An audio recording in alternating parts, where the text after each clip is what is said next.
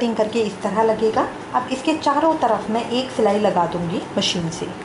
ये मैंने ऊपर की तरफ और नीचे की तरफ ये जो गोल है इसमें दोनों में सिलाई लगा दी है। एक तरफ से खुला करके इसको काट लिया। अब ये मैं अंदर का सर्कल भी काट लूँगी। तो धीरे धीरे सीधा से उसी शेप में अंदर का सर्कल काट लेंगे।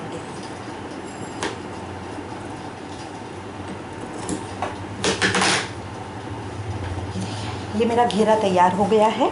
अब इसके ऊपर मुझे चोली लगानी है और अपने डेकोरेशन का काम करना है। जो भी अब इसके ऊपर मैं डेकोरेशन मटेरियल लगाना चाहती हूँ अब वो इस स्टेज पे मैं लगाऊंगी। की तरफ से मैंने हल्की सी गोलाई देते हुए कटिंग कर ली है ताकि ये मेरा प्रॉपर गोल आए। ठीक है, अब इसके ऊपर मुझे कोई भी अपना मटीरियल लगाना है। मेरे पास ऑप्शन है कि मैं इसको इस तरह से मोड़ लूँ, इस तरह से मोड़ के एक सिलाई कर लूँ तो ये एक सफाई आ जाएगी। या मेरे पास ऑप्शन है कि मैं कोई भी अपना जो मेरा मटेरियल होता है उसको मैं लगा लूँ।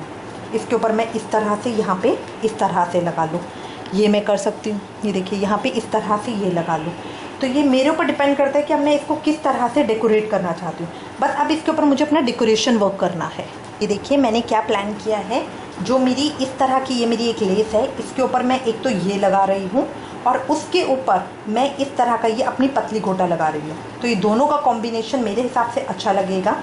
जो मैंने ये कलियाँ बनाई है इसके ऊपर भी मैं इसी तरह से ये अपना यहाँ पे लगाऊंगी। ठीक है, तो ये सारी तरफ से। अब इसको लगाने का एक तो तरीका है, देखिए ये यहाँ पे यूँ सीधा लगाया। ठीक है, इसकी जगह अपने काम को सफाई देने के लिए आप इसी साइड पे जो सीधी तरफ है उसी तरफ से इस तरह से लगाइए, यहाँ पे मोड़ के इस तरह से। जब आप पूरी सिलाई करके ये इस तरह से लग जाएगी उसके बाद इसको सीधा करके इस तरह से एक ऊपर सिलाई लगा दीजिए। तो ये हमारे काम में सफाई आ जाती है, बहुत क्लीन आ जाएगा। जो धागे निकल रहे होंगे वो भी नहीं निकलेंगे और एक बहुत अच्छी किनारी लुक आएगी और ये पूरा गुलाई में भी आएगा। तो अब इसको मैं इस तरह से लगाऊंगी। तो सबसे पहले मैं अपनी लेस को इसके ऊपर ही रख कर इधर इस तरफ रख कर मैं सिलाई लगा लूँगी। उसके बाद मैं इसको इस तरह से पलट के ऊपर ले आऊँगी तो ये मेरे किनारे पे ये लग जाएगा। देखिए इसके चारों तरफ इस तरह से मैंने लेस लगा ली है। अब मैं इसको पलटूंगी और इसके ऊपर इस तरह से सिलाई लगाऊंगी। ठीक है, ताकि ये मेरा सीधा इस तरफ से इधर से आ जाए सफाई के साथ। बट अब मैं इसके ऊपर एक इस तरह की लेस भी लगा रही हूँ, ये देखिए, ताकि मेरे वर्क को और सफाई मिले। तो मैं ये इसके ऊपर इस तरह की एक लेस की किनारी और दे रही हूँ जो मुझे इसके इधर साइड्स में भी लगानी है। वही लेस की किनारी मैं इसके ऊपर भी दे रही हूँ। देखिए ये इस तरह से आगे कितना सुंदर लग रहा है। अब इसके चारों तरफ ये जो सारी सिलाइयाँ मैंने लगाई है उनके ऊपर भी मैं इसी तरह का लगा रही हूँ। ठीक है, तो एक एक सिलाई को पकड़ के उसके ऊपर भी मैं इसी तरह का लगा दूँगी। देखिए ये इस तरह का आएगा, ये इस तरह मैं सारे इसके ऊपर लगा लूँगी। देखिए कितना अच्छा लग रहा है। इसको मैं सारे इसके ऊपर देखिए इसके चारों तरफ ये मैंने अच्छे से सारे तरफ लगा दिया है जितने मेरे किनारे थे। ये देखिए कितनी अच्छी इसकी फिनिशिंग आ गई है। अब जो मेरे को इसके कॉर्नर्स हैं, ये देखिए जहाँ पे मैंने इसको ये खुला हुआ हिस्सा है इसको भी मेरे को सील करना है। तो जैसे मैंने ऊपर लगाया है इसको मैं इसी तरह से लगाऊंगी।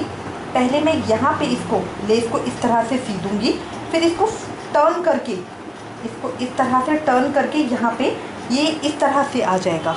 तो ये भी बहुत अच्छा लगेगा। ठीक है, इसको हम इसी तरह से करेंगे। तो पहले मैं अपने गोटे को यहाँ पे इस तरह लेके दोनों एंड्स के ऊपर इसको लगा दूँगी। देखो लगा के मैं यहाँ सिलाई कर रही हूँ। इसका बेनिफिट ये भी रहेगा कि जो मेरा एक ग्रीन कलर है उसके ऊपर मेरा दूसरा रंग का धागा दिखेगा नहीं।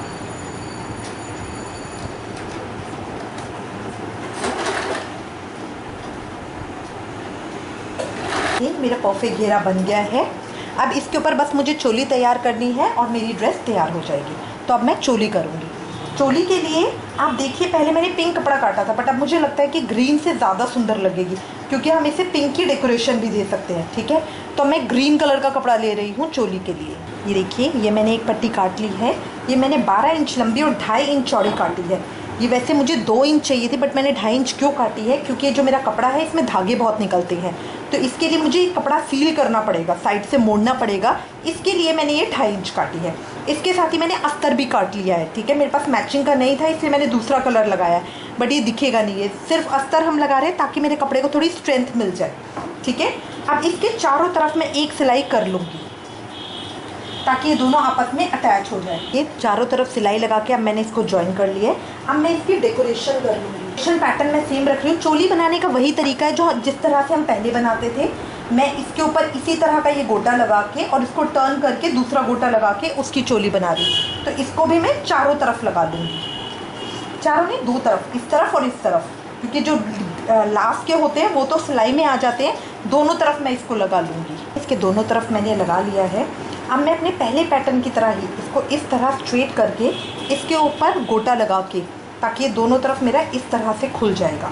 तो अब मैं इसको इस तरह से कर रही हूँ, ठीक है। दोनों तरफ मैं अब गोटा लगा लूँगी। देखिए ये हमारी स्ट्रिप तैयार हो गई है। अगर आप चाहते हैं तो इसको एज इट इज़ चोली के लिए यूज़ कर सकते हैं, और अगर इसमें कोई और वेरिएशन चाहते हैं, कुछ और डिज़ाइनिंग चाहते हैं, तो वो भी आप कर सकते हैं। मैं इसमें बीच में एक स्ट्रिप और लगाना चाहती हूँ, तो मैं वो लगाऊंगी। देखिए बीच में भी मैंने एक स्ट्रिप लगा दी है, ये इस तरह से आ गया। अब मुझे जिस तरह चोली ये मैंने तैयार कर ली है, डेकोरेशन मेरी पूरी हो गई है। अब इसको मैं यहाँ से हाफ़ करूँगी और एक्जैक्टली हाफ़ करूँगी खींचकर, और हाफ़ करने के बाद इसको यहाँ बीच में से कट कर दूँगी इस तरह से। अब ये मेरे पास दो हिस्से आ गए, ठीक है। अब मुझे चोली के लिए करना है, तो पहले मैं बाजू बनाऊँगी। बाजू बनाने के लिए जस्ट इसको इस तरह से रख कर यहाँ से साइड से एक सिलाई लगा देंगे, सिर्फ साइड से एक सिलाई लगा देंगे, ठीक है। तो अगर आप चाहते हैं तो इस तरह उल्टी करके सिलाई लगा सकते हैं। यहाँ पे मैं इसको सीधी ही लगाऊंगी, ताकि जो वहाँ पे मेरा पूरा आए बाजू के साइड में, वो अच्छा लगेगा, ठीक है। तो क्योंकि मैंने यहाँ किनारी लगा रखी है, इसलिए सिर्फ इसके एक तरफ मैं यहाँ पे इस तरह से यहाँ पे सिलाई लगाऊंगी सीधी तरफ से ही। ये दो हिस्से मेरे पास तैयार हो गए हैं इस तरह से। अब मैं एक हिस्से के ऊपर एक हिस्सा रख कर यहाँ की तरफ से इसको कर दूँगी, ताकि ये मेरा इस तरह से जॉइन हो जाए। एक के ऊपर एक करके मैं इस तरह से यहाँ वी की शेप बना लूँगी, ताकि ये मेरा वी की शेप में बन जाए, ठीक है। ये वी की शेप में मैं इसको इस तरह से सी लूँगी। करके मैंने इधर जॉइन करके सिलाई लगाई है। अगर मैं एक के ऊपर एक रख के रखती तो ये मेरा जो डिज़ाइन है ये ख़राब हो जाता। अब इसके बाद मैं इन दोनों को बिठा के इसके ऊपर इसी तरह ये गोटा लगा दूँगी, ताकि बीच में भी मेरा डिज़ाइन बन जाए।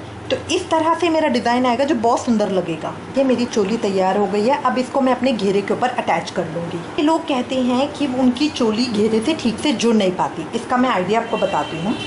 सबसे पहले अपने घेरे को इस तरह से हाफ़ कर ले।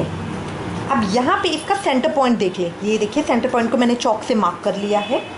अब जो इसका सेंटर पॉइंट है और जो मेरी चोली का सेंटर पॉइंट है, ये इन दोनों को यहाँ इस तरह से रख कर आप ऑल पिन से, सुई धागे से, किसी से भी एक बार अटैच कर सकते हैं, ताकि ये मेरा सेंटर टू सेंटर जुड़े। अब इसके बाद मुझे देखना है कि जो मेरा ये घेरा है और इतना चोली का हिस्सा है ये सीधा जुड़े। तो इसको मैं इस तरह करके यहाँ पे, अगर आप चाहती हैं तो पहले एक बार कच्चा भी कर सकती हैं, सुई धागा लेके उससे कच्चा कर सकती हैं, और एल सीधा भी जोड़ सकती हैं।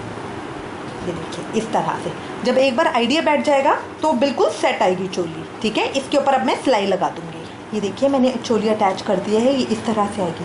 ये देखिए साइड में इस तरह का आता हुआ भी, ये भी बड़ा अच्छा लगेगा। बाजू के बाद से साइड इस तरह से आ जाएगी, बिल्कुल परफेक्ट चोली बनेगी। देखिए दो रंग के अंदर, इसके अंदर मैंने बुकरम नहीं लगाई है, तब भी मेरा घेरा बहुत बैठा हुआ आया है। इसको आप कॉटन के कपड़े में कोई प्रिंटेड कपड़ा और एक प्लेन कपड़ा लगा के इस तरह से आप बना सकते हैं। बहुत ही सुंदर डिज़ाइन है और बहुत प्यारी लगती है। इसमें थोड़ी सी मेहनत ज़्यादा है, क्योंकि हर एक पीस को हमें जोड़ना पड़ता है। आई होप आपको मेरा ये सजेशन अच्छा लगेगा।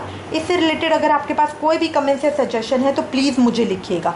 Thank you for watching. Hare Krishna.